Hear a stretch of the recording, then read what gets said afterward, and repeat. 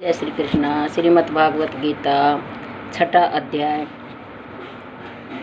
श्री भगवान बोले, जो पुरुष कर्म फल का आश्रय न लेकर करने योग्य कर्म करता है वह सन्यासी तथा योगी है, और केवल अग्नि का त्याग करने वाला सन्यासी नहीं है तथा केवल क्रियाओं का त्याग करने वाला योगी नहीं है। हे अर्जुन, जिसको सन्यास ऐसा कहते हैं कि उसी को तू योग जान, क्योंकि संकल्पों का त्याग न करने वाला कोई भी पुरुष योगी नहीं होता। योग में आरूढ़ होने की इच्छा वाले मनशील पुरुष के लिए योग की प्राप्ति में निष्काम भाव से कर्म करना ही हेतु कहा जाता है, और योगारूढ़ हो जाने पर उस योगारूढ़ पुरुष का जो सर्व संकल्पों का अभाव है वही कल्याण में हेतु कहा जाता है। जिस काल में न तो इंद्रियों के भोगों में और न कर्मों में ही आसक्त होता है, उस काल में सर्व संकल्पों का त्यागी पुरुष योगारूढ़ कहा जाता है। अपने द्वारा अपना संसार समुद्र से उद्धार करे और अपने को अधोगति में न डाले, क्योंकि यह मनुष्य आप ही तो अपना मित्र है और आप ही अपना शत्रु है। जिस जीवात्मा द्वारा मन और इंद्रियों सहित शरीर जीता हुआ है, उस जीवात्मा तो वह आप ही मित्र है, और जिसके द्वारा मन तथा इंद्रियों सहित शरीर नहीं जीता गया,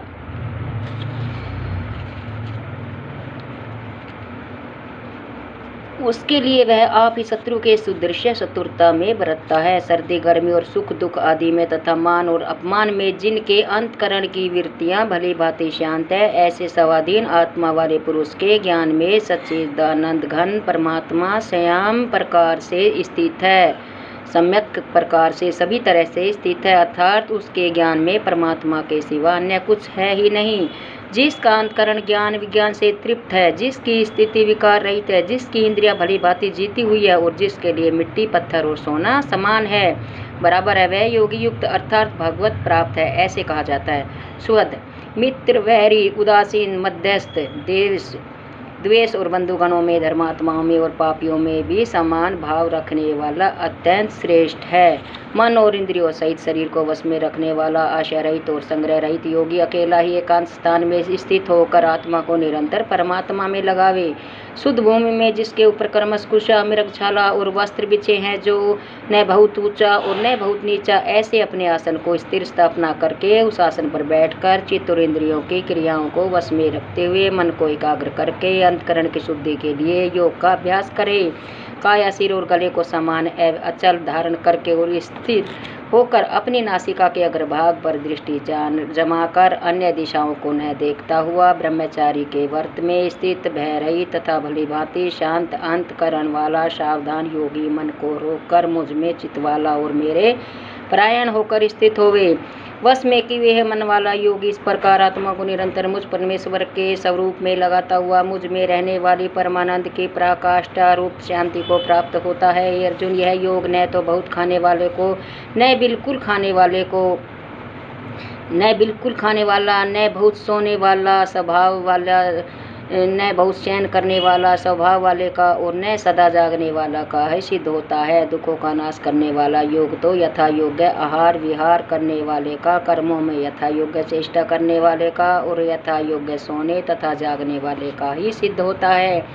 अत्यंत वश में किया हुआ चित्त जिस काल में परमात्मा में भली भांति स्थित होता है, उस काल में संपूर्ण भोगों से प्ररहित पुरुष योगायुक्त है, ऐसा कहा जाता है। जिस प्रकार वायु रहित स्थान में दीपक चलायमान नहीं होता, वैसे ही उपमा परमात्मा के ध्यान में लगे हुए योगी के जीते हुए चित्त की कही गई है। योग के अभ्यास में निरुद्ध चित्त जिस अवस्था में उपराम हो जाता है, और जिस अवस्था में परमात्मा के ध्यान में शुद्ध हुई सूक्ष्म बुद्धि द्वारा परमात्मा को साक्षात करता हुआ सच्चिदानंद घन परमात्मा से ही संतुष्ट रहता है, इंद्रियों से अतीत केवल शुद्ध हुई सूक्ष्म बुद्धि द्वारा ग्रहण करने योग्य जो अनंत आनंद है, उसको जिस अवस्था में अनुभव करता है, और जिस अवस्था में स्थिर यह योगी परमात्मा के स्वरूप से विचलित होता ही नहीं, परमात्मा की प्राप्ति रूप जिस लाभ को प्राप्त होकर उससे अधिक दूसरा कुछ भी लाभ नहीं मानता, और परमात्मा प्राप्ति रूप जिस अवस्था में स्थित योगी बड़े भारी दुख से भी चलमान नहीं होता, जो दुख रूप संसार के संयोग से रहित है तथा जिसका नाम योग है, उसको जानना चाहिए। वह योग न उकताए हुए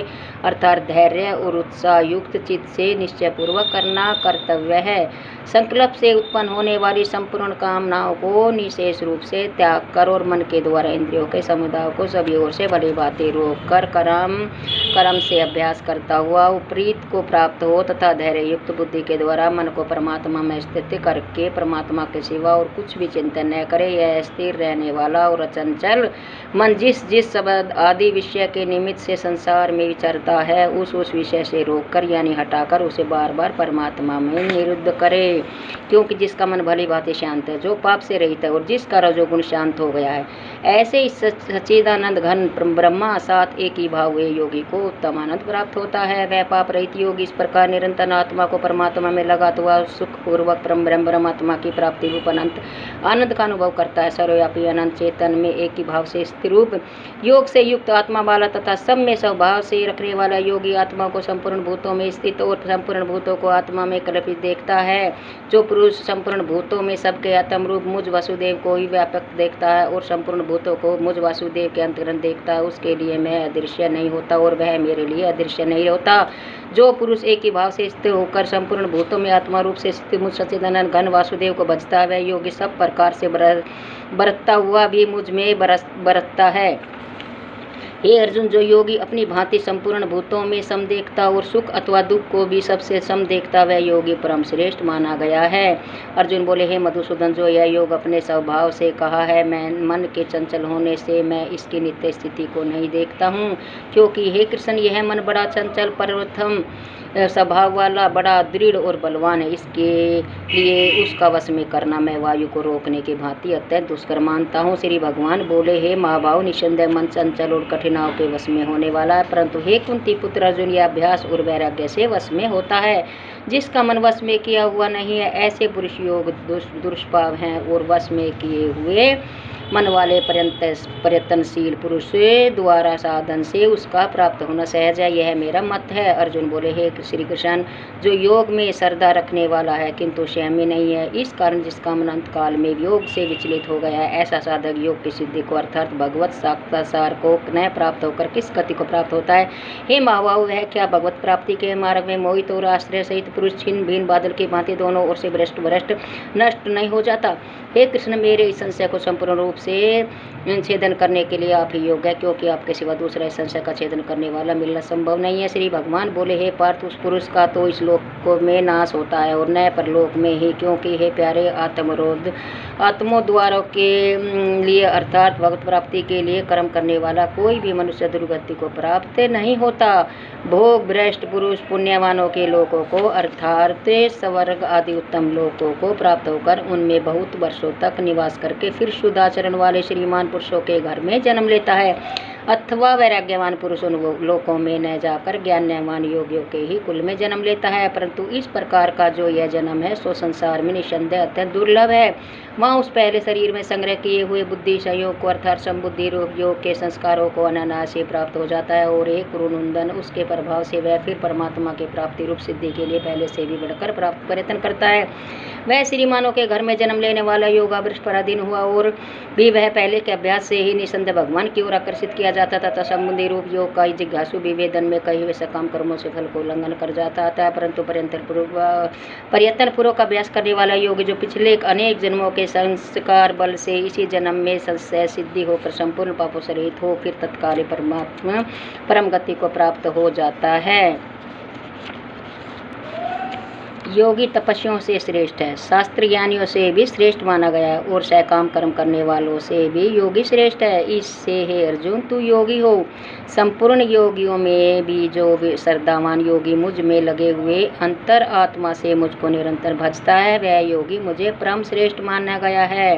बोल कृष्ण भगवान की जय। इत 6वां अध्याय संपूर्णम।